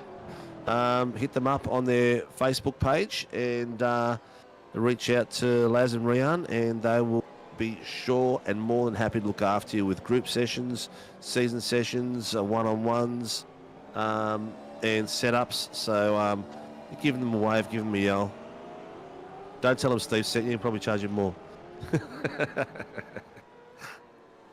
tell them Dean sent you, they'll charge you less. No, they won't accept them. Rihan's lap time is still the fastest on track, the 1:39.657. He's having a bit of fun now with Lawford. Lawford's no slouch out there, so he's got his elbows out and he wants to hang on to that last podium position. But the gap between himself and Jack Andrews is opening up a little bit, so the fight between Rian and Lawford is slowing them down a little bit. Well, we'd normally expect that, especially in drier conditions as well, but it has such an adverse effect in the rain. It really, it's almost like it's magnified about how much it actually slows you up. I think it just comes down to the percentile of how much pace you can actually carry through corners whilst you're defending is a lot different on a dry track compared to a wet track. John's wants to ask us a question. You can always ask questions, John. I've got the bottom screen. We've got a great little fight happening with Steve Vella, Tyson McAvoy, and Stacey Boyd. They're going for a hell for leather down there, and they're bringing in one of the other back markers as well from the Phoenix team. What is your question, Mr. Gallen? We'll give him time to type it out for us. Oh yeah, takes a while to type. Yeah. Plus, there's also that little bit of delay on the broadcast as well. So we'll wait for that question to come up. McAvoy's now broken away from that battle with Vella and Boyd. Lawford's unable to drop off Rehan Leonage in behind him. He's on him like a school bag at the moment on his back. I meant to say backpack, but school bag came out. John Gallen asking, a request to tow, went 2 laps down, need a lot of requests to tow, go a lap down. How does that work? You have to wait for the safety car to go out on track. And then you have to wait for the safety car to come past you as well to get your tow. Yeah. It's the nature Probably of racing. Take a little bit longer on a night like tonight, that's for sure. I would say be grateful for the fact that there's actually the return rule in place where if you do tow, you can return to track. You're not actually out of the race. Look, it's a tough one. It is up to the question. They need to clear the track. They need to driver usually that's involved in the incident usually does go a lap down. So when you're saying you went 2 laps down, yeah, it's probably because of the pace of the cars in the rain. Pace of the cars in the rain, how long it takes to tow, how long it took. Cars also came in for pit stops too, so that also extends the time of the safety car. Oh, Lawford's blinked at the wrong time. Leonage up the inside. Yeah. Yeah, same as Vetch. You need to be disadvantaged. Exactly. There's no point giving you an advantage. But look, it's a fair question as well. And if you want a more clinical answer, by all means, put a message in Discord for Barbs. He'll give you a bit more of a clinical answer than what we will up here, because we don't have all the facts in front of us. He's got all the facts in front of him. He's got to clear. Oh, look at that! He's rotated him. Oh no! Rehan as well has gone off track. Where is he? There he is. There. He got snuffed in the back by the look of it. All that through and he's past him. Was there contact? Oh, he's kind of driven him round, but yeah, he's tried to. Oh, all that hunting back has just hurt him so much. He has got 9 minutes left. Laz is claiming puddle. So, good puddle, you reckon? Yeah, okay, I don't know. It looked like contact from here, but we'll leave that to race control to decipher. They can see from the different bird's eye views of whether it was contact or not. Oh, he was already going. The rear was already going, and Lawford had nowhere to go. God. Yeah, so we'll see. We'll see what race control say. Yeah, that sucks. It is what it is. Yeah, that's racing. It just happens. The big scheme of it, he hasn't lost a hell of a lot of points because he's 3 spots down from where he is. So points are real tough at the moment. And James Scott's got 10 seconds on these boys. But look at these guys on screen at the moment. Stone Street and Lawford. Stone Street's got himself on the podium, and Lawford's like, hell no, I'll put that back. John, that'll be dependent on your graphic settings. The higher you have your graphic settings set, the more puddles you actually see. Most of the puddles are on the edge of the track where the drain is. I think he might be talking about the white mist in front of his eyes from all the rooster tails. We couldn't see anything. Yeah. Unfortunately, Coleman's Electric out. P1. Yeah, there you go. Yeah. I'm going to switch this second screen because I don't want just Tyson on his own. Let's get Terry Mark. Tim Vella is Steve Vella's having a great little fight there. Oh, stop working. We've got 6 minutes to go in this race. James Scott leads the way by just under 10 seconds over Jack Andrews. In P2, not too far behind, they have Stone Street and Lawford battling it out for the final podium position here. Stone Street was the big benefactor of the contact with Leonage, or with the moment with Leonage and Lawford, I should say, where the puddle was maybe involved, as he's now found his way up into P3. Lawford P4, Leonage back in P5. He's got Billy Mole hot on his heels in the WKMP Motorsports Sim Sports machine. Will Brown currently leads to Blake Warboys for P7 and P8. Terry Marsh inside the top 10. And then Mick Clifton makes up the back end of the top 10 with a good 9.5 second gap between him and the 501 car of Shane Randall, Tyson McAvoy, Stacey Boyd, Steve Vella, Tim Mulford, Harry Dodds, and then Peter Pavlovic, the last of the runners at the moment in this field. But the closest battle on track is this one, Stone Street and Mulford in the battle for P3. Yeah, and also just now, Blake Warboy's got on the back of Will Brown as well, so he's finding his way back. So in the end, Blake and Rian haven't finished too far apart. Each of the current guns out there have got 2 cars between them, more or less. Lawford's not giving up this spot, is he? He wants his podium back, and he's going to fight it all the way to the end with 5 minutes to go. This is going to be a nice little battle. We've got 3 little battles that are going on with Boyd and McAvoy. I think we've only got, 5 drivers in the field, or 6 drivers in the field who are not part of a team that's with teammates with them. Yeah. Most of them are all in a team. It's pretty cool. We've got 4 major teams out there that are fighting out for championships. Maybe I should have introduced a team championship as well. Well, then you'd have to declare 2 drivers who are your... unless you run it as your 2 best performances for the team on the night. So, for example, Rehan and Jack Andrews would get points for Phoenix, and the other ones wouldn't, for example. War Boys has just passed... Terry Marsh has had a moment, which has now let Mick Clifton past him. This is down on the infield in the little bottle opener section. So what has happened to Terry? Is this self-inflicted? It is. All under brakes, too much pace. Gear down a bit early?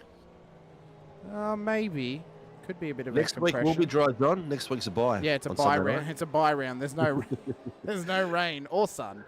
It's nothing. So viewers, do remember next Sunday is a bye round. You got the night off Sunday. And we'll be there the following Sunday. Using that night to move my setup to my mum's house, which I have to watch for 2 weeks. So. Yeah, I was going to say I might put up a session or 2, and so the boys and the guys out there can have a bit of fun. For those who are around, maybe something different. I'll tell you, I was sitting here tonight, Singer. We've had a great race, but I was sitting here tonight, and then I realised at 7 o'clock, I'm like, oh, that's right. Sunday's this week now, not next week. I was really geared up for me little break tonight. It's okay though. Next week the break will be well earned at that point as well. It will be well earned. Yep. So James Scott leads the way. Lawford is still all over Troy Stone Street with nearly 3.5 minutes to go. So only a couple more laps left in this race. Can Lawford get past Troy, or will Troy claim P3 on the road this evening? Tell you what, though. John meant Tuesday at the Red Bull Ring. The officials have been wet. I will say that. The officials have been wet for Red Bull Ring, so we'll see.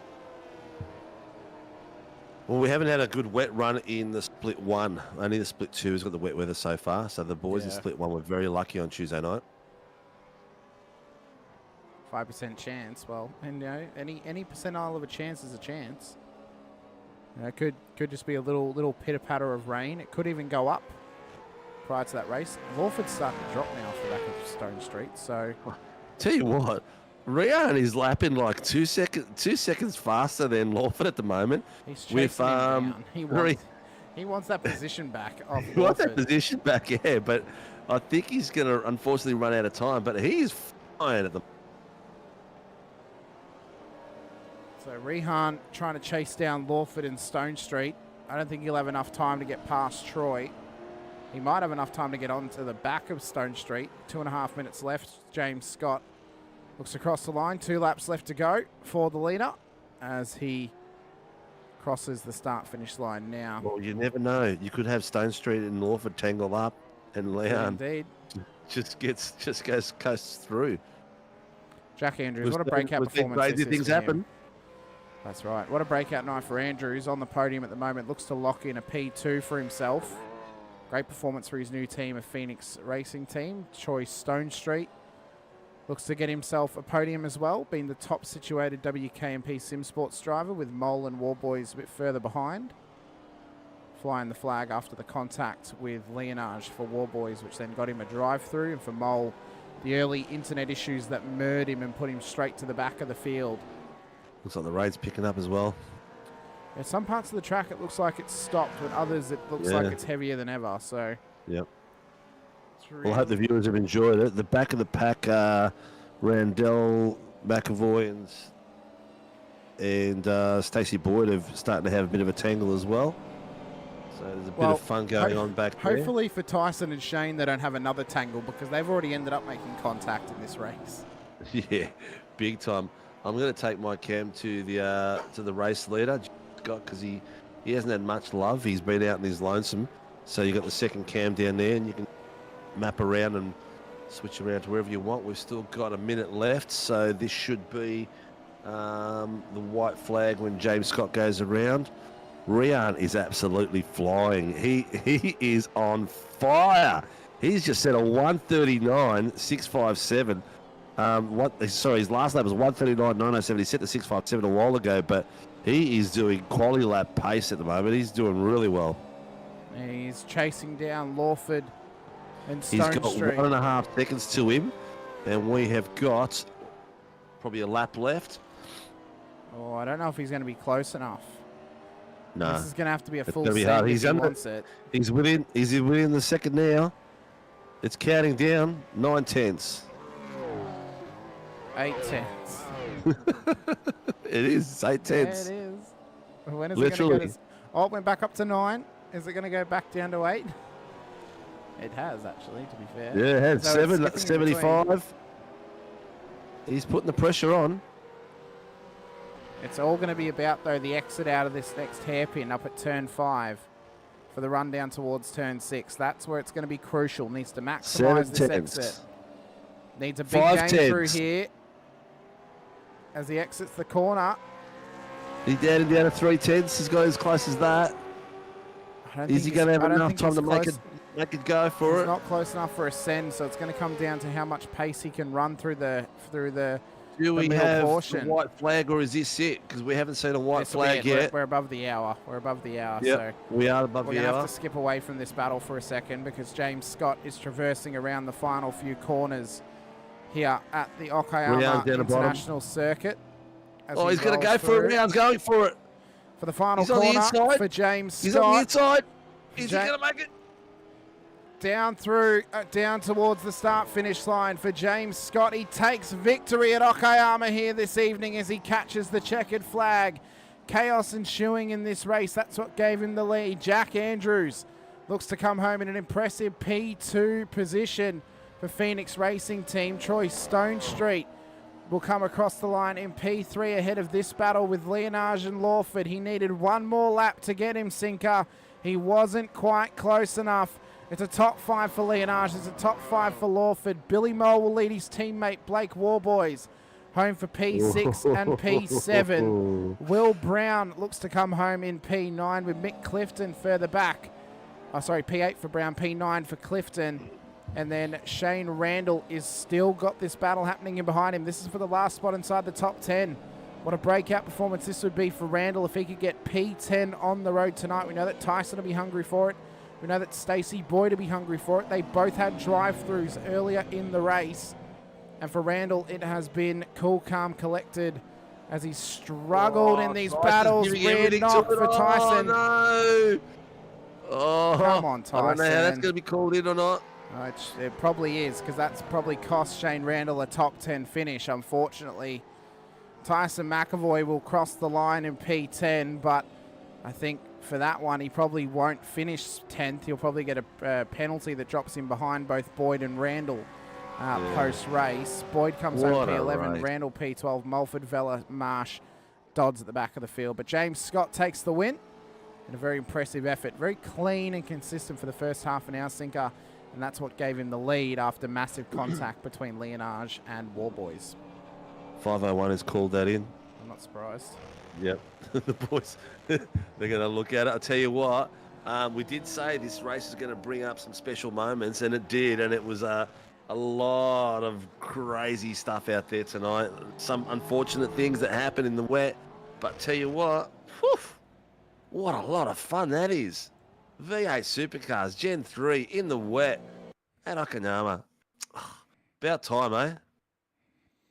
about time we had some wet weather racing, and it was an absolute barn burner at that as well. This was the moment that gave James Scott the lead of this race. Super slow-mo for you into turn 6. Look at that. Locked up brakes for War Boys. Rehan just trying to turn the corner. Nowhere to go for Rehan Leonage. And then you'll notice James Scott just sneaks on through to take the lead. Yeah. Provisional race results on your screen now, though, for this race. Not Pro-Am, you turd. We want overall. Viewers, please like and subscribe. Thank you for coming out with us tonight. So the championship leader extends his lead over the field. We're finishing out a P1 tonight for James Scott, with Jack Andrews and Troy Stonestreet, your top 3. Angus Lawford, Rehan Leonage, the top 5.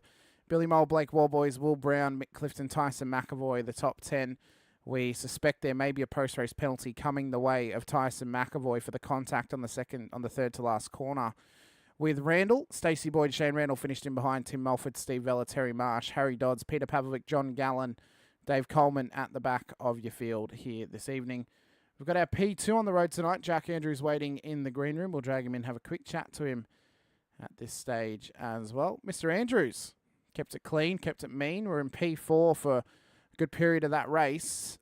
And then the absolute nuclear explosion at turn 5 happened, and yourself and James just snuck on through, and you find yourself P2 on the road. Congratulations.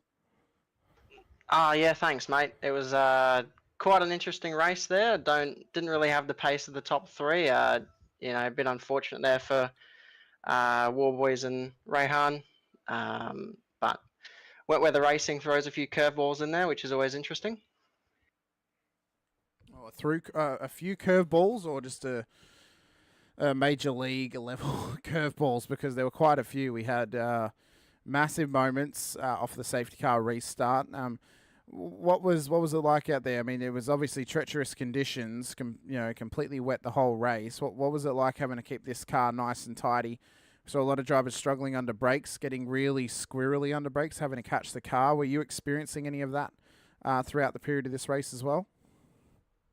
Yeah, bits and pieces. The race set that we got was really good in the rain. I was just struggling with lighting up the tyres at the start, which is just costing me a bit of time for those first few laps on a new tyre. But once those tyres got warmed up, the car was really racy and felt really nice to drive. Now, we have a week's break next week, Jack. The round after we go racing, if I quickly check the calendar, out at the Red Bull Ring. Are you feeling confident for that round in 2 weeks' time at the start of March, or are you thinking there may need to be some practice happening prior to that race?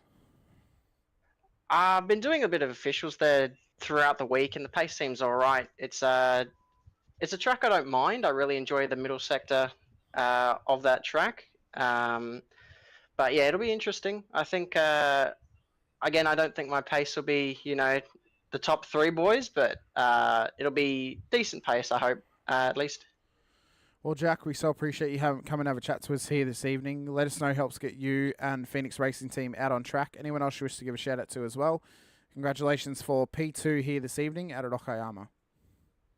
Yeah, thanks, gents. I'd like to give a big thanks to the team sponsors of Hybrid Race Simulations, Melbourne Hydrographics Depot, Aramex, Heatherton, DHF Tyres, RSW Graphics, Bubbles and Balloons, and of course Phoenix Driver Development for their awesome sets.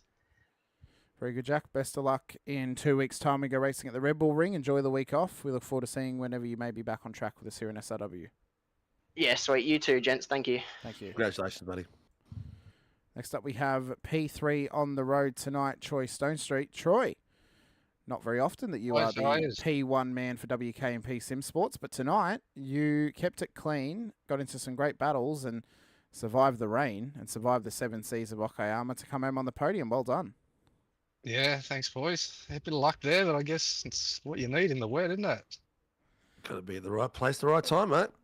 Yeah, I was actually just looking with James at lap 15 after the safety car restart, where we all just followed each other into that kink wall because you can't see diddly squat in that spray.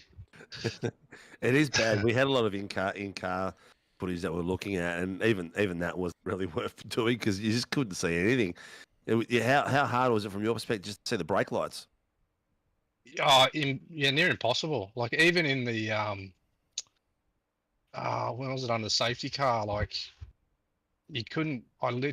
Literally just nearly ran straight through whoever's in front of me because you just can't see until the very last second, and but it's good fun. It's the first time I've raced in the wet, so it was a lot different than practice. Practice you're concentrating on the surface, but in the race you're just concentrating on being able to see.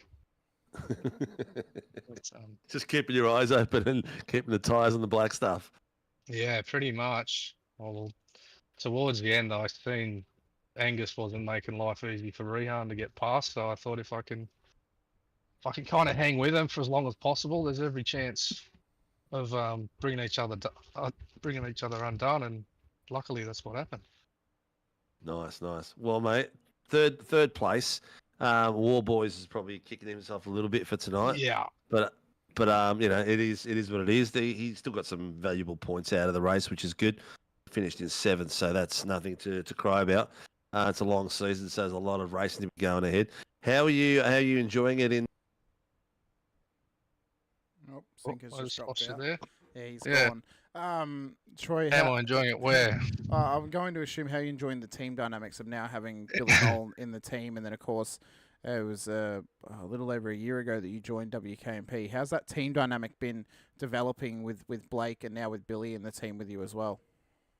Yeah, it's good. It's good. Yeah, no, Billy's good. He good young fella. We only met a couple of weeks ago when he joined up, and yeah, I think he's got a lot of ability. I reckon he'll, like, with a bit of tutorage from Blake, it'll definitely improve, and driving Blake's setups will certainly help him. I reckon you'll see him come along in the next few months.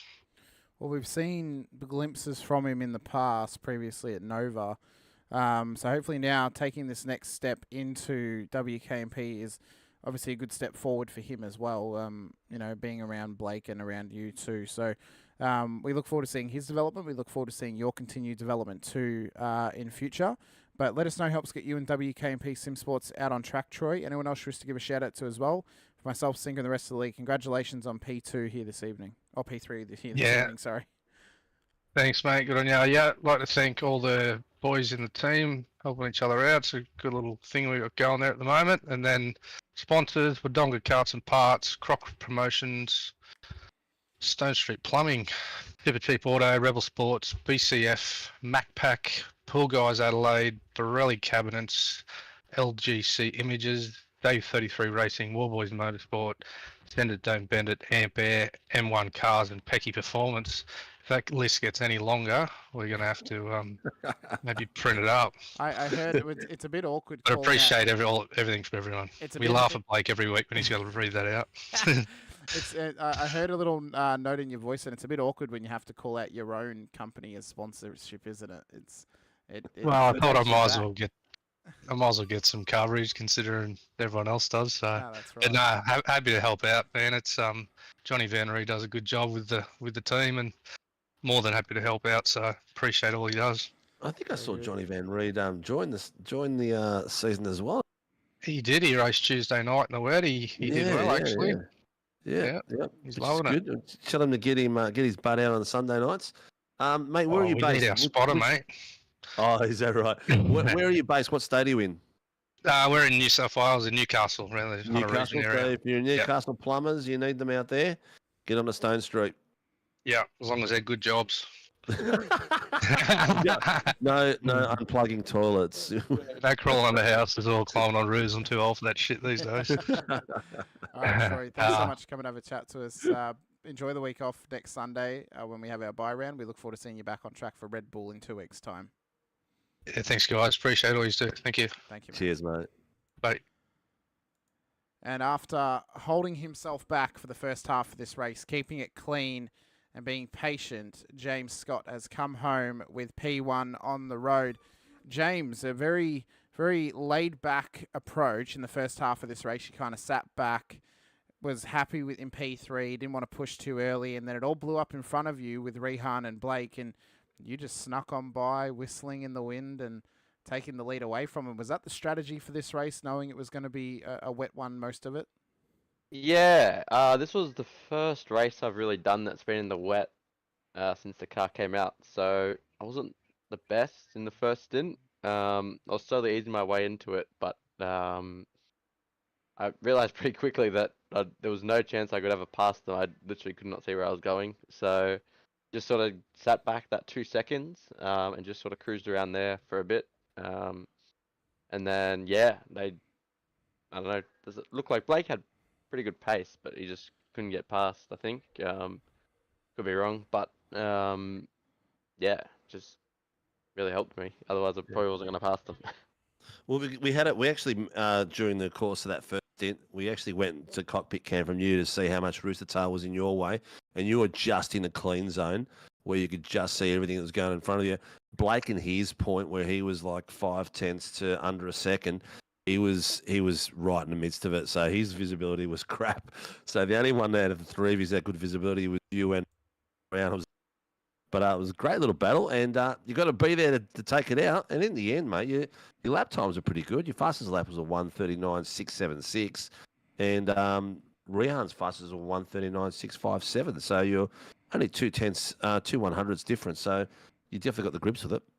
Yeah, no, I think after the pit stop and I got into the front and not having that massive amount of spray, yeah, I felt pretty decent. I wasn't really, flat out. Knowing that there was a bit of a gap behind, so I didn't have to risk it all. But yeah, no, I definitely felt a lot more comfortable once I eased into it in that second stint. Yeah, nice work. Big announcement coming up on Tuesday. Yeah, it should be interesting to see. What everyone thoughts is of that. It's been a little bit of a while coming now, so keen to get it out there. A lot of people guessing on the chats during the shows as well, which is pretty cool. And there'll be all these people going, I told you so. We'll have to get a pool. We'll have to get a pool going. Just maybe we should do that. Get it going, mate. Well, it seems like you're having a bit of fun out there. You got a week off next week, which is good. On Sunday night, for the for Scops round. But Tuesday night we are at Red Bull, aren't we? On Tuesday night. Yes, we are. Yes. Yeah. So how are you feeling at Red Bull? Pretty just another day.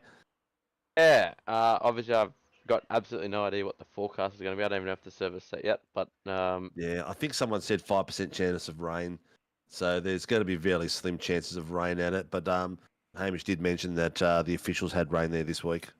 Yeah. I did do a couple of laps in the official. It did have a bit of rain, but it wasn't anything like this amount. And I joined the server and then completely just went away from the sim and never got to actually drive. So I did do a couple of laps in one of the other servers that was completely dry, and I felt pretty decent. So I think we're slowly finding a nice window with this car. Maybe not so much in the rain because I've never really driven it until tonight, but definitely in the dry, it's feeling a lot better than it was a few weeks ago. So excellent. Small steps, and we'll be still looking good.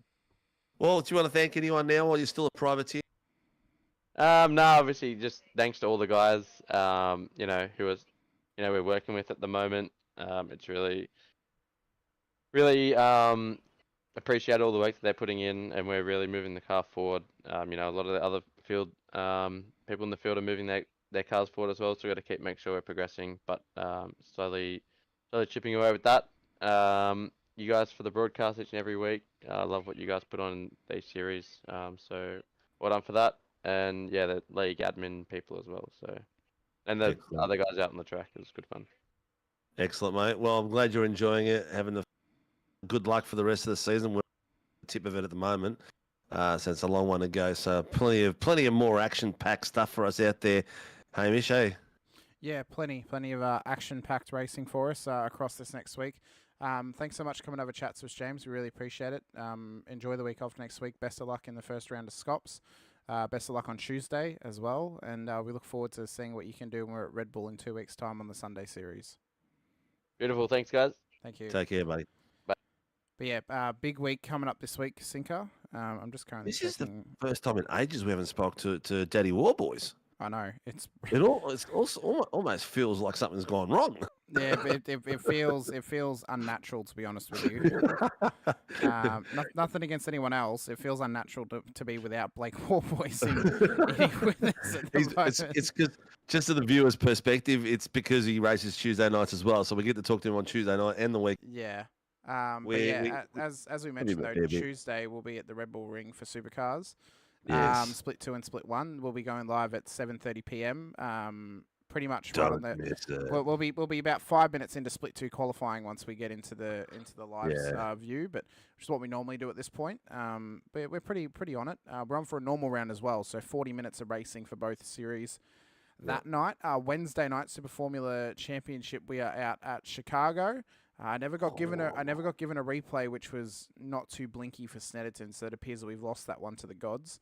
Okay. If no one saw it, it didn't happen. That's my thought process. But no, Chicago's going to be absolutely chaotic. I can't wait for us to go racing there. It'll be the first time I actually get to call a race at Chicago, so I'm very excited for that one.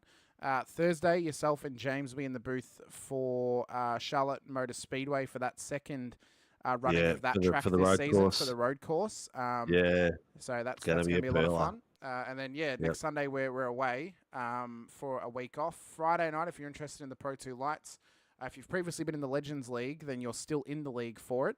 So you can just come racing with us. You can also still sign up and come racing with us too. I won't be there, unfortunately. It's the only all-dirt circuit that's on the calendar now after we changed it to all free tracks. It's Wild West Motorsports Park on Friday for the free series. It does not get broadcast. It's just a bit of fun. So come out, have a bit of a send, have a bit of a crack, bang some doors, make some enemies. I don't know. Just have a good time. It's all about just having some fun. Exactly. It's We're all out there. Yeah. Rubbing rubber, rubbing panels, losing bonnets, losing roofs, all sorts of sending stuff. people off the track on the last lap. You know, it's that sort of racing. It's where it's a bit. It's the rules do not apply to that series unless you are deliberately crossing the track to take someone out.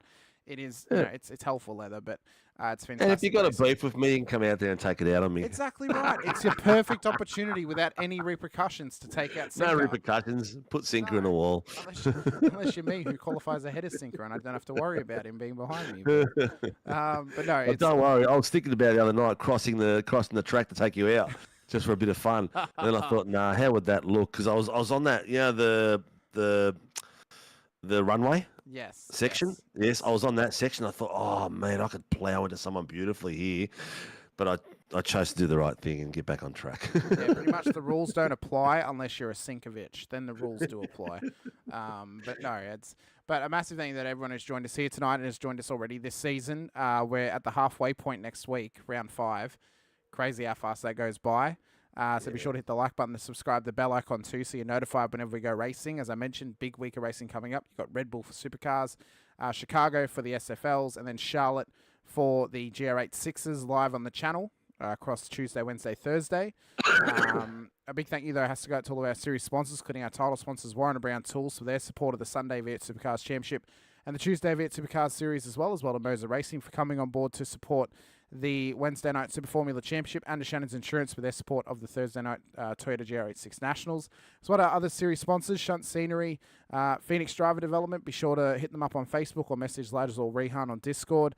Set yourselves up a session, get some training or some setups from them as well.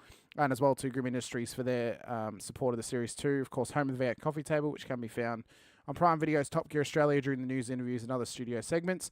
But I've been Hamish Munro alongside Steve Sinkovic once again. We so appreciate your time joining us here tonight at Okayama for round 4 of season 1 of 2025 of the Warren & Brown Tools V8 Supercars Championship. And until next time, stay safe, drive hard, and as always, bye for now.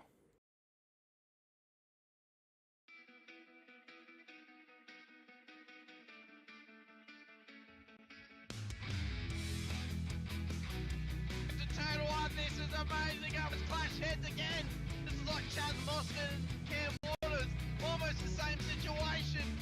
Better contact going down the hill. Sam Noble wants to sniff on Dave Coleman now. Sam Noble bottle right now because, tell you what, Reece Tanak and Jamie Dyke just absolutely drove away from us.